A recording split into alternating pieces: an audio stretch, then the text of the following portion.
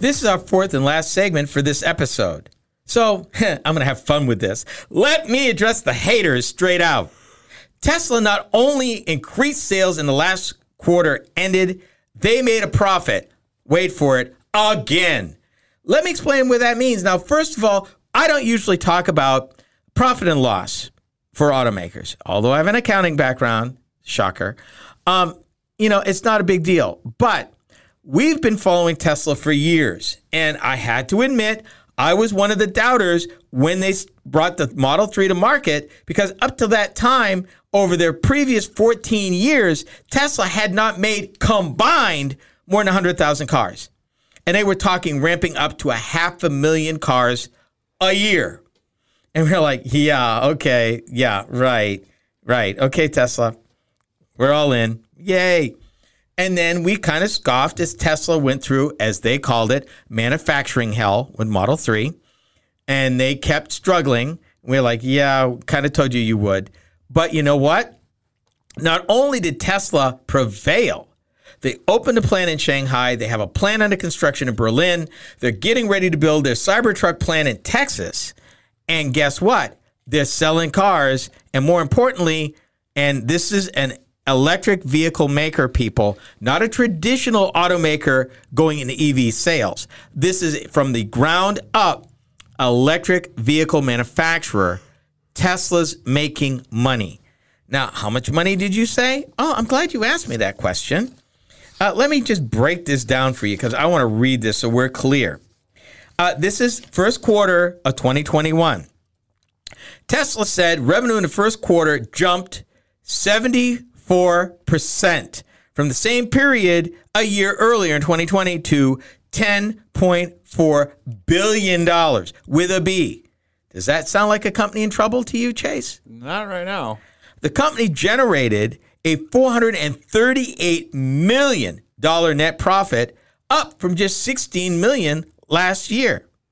Now, Wall Street expected the company to report sales about 10.5, so they were close, and income about 509 million, so they're a little low. But they made a profit again. And this is something that people, in fact, some industry pundits who I won't name, said, oh, Tesla was losing money on every car they make. Tesla will never make a profit. You know, it's just a hobby for Elon Musk. They'll never, ever make a profit. Yeah, no. Oh, and how many vehicles did they deliver last quarter? 184,877. Now, bear in mind, that's almost double the number of cars that Tesla built in the first 14 years of their existence. They built in one quarter. From several plants, to be fair, not just Fremont, California, but their Shanghai plant. And I also, full disclosure, the two vehicles that are driving growth for Tesla right now in China, the Model Y, which is based off the Model 3, and the Model 3. And good timing. As regular listeners of this program know, we've been talking about for years the rise of the electric vehicle marketplace and why it's more than just a passing fad. We've explained to you the coming pickup truck wars that are EVs. We've talked to you about how traditional automakers are going all in. They're not just putting out a few models, they're all in. And this is kind of a lot like the way that automakers came all in about 20 years ago when EVs and pickups became the thing. You know, remember when Cadillac said they'd never build a truck? You remember that? Yeah. And what's their lineup look like now? How many cars they still making? Yeah, thank you. Just thought I'd check, just thought I'd check. Reality check. But yeah, Tesla has been making money now for, let's see, 1, 2, 3, 4, 5, 6, 7 quarters in a row. And they expect the figure for the vehicles they built. Let me back up. Even in a down market last year, Tesla built almost 500,000 vehicles, and that was in 2020. Tesla was able to sidestep the drama of the chip shortage, which is no small feat for, an electric vehicle manufacturer. Hello, somebody. They figured out a way to work around the problems by going to new suppliers, and they kept building cars. And not only did they kept building cars, people kept buying them in the middle of the pandemic. Sales are up. You want me to read some haters' comments? No, sure don't. Because the haters are just going to have to deal. Tesla made owning an EV cool. Now that I totally agree with.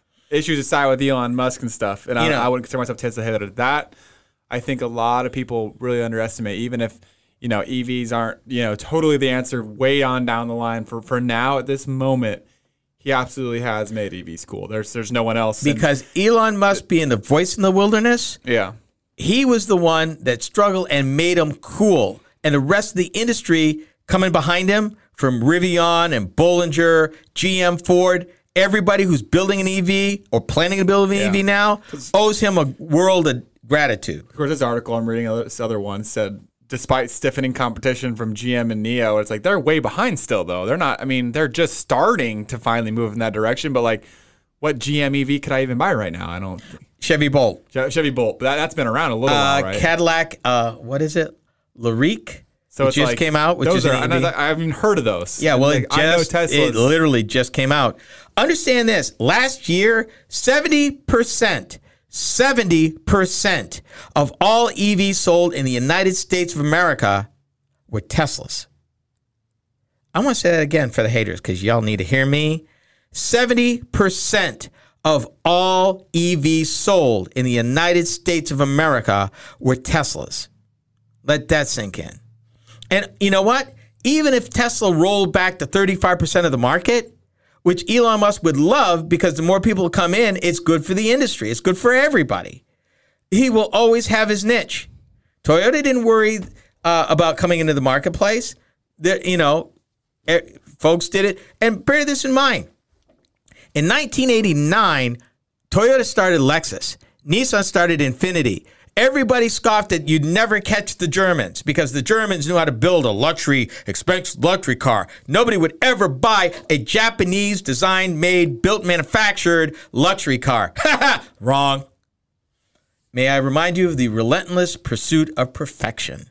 And let's talk about the tax credits too. Those helped, obviously. They do, but remember, right now, the way federal law works, you only get that on the first 200,000 vehicles you make, and it phases out. And that's what's happening to Tesla right now. If I were to buy one, I get that credit still, correct? Depends. It depends because there is a consumer credit, but there's some state credits depending on where you live. It's a little more complicated, but there were credits for the manufacturer to allow them to reduce the price.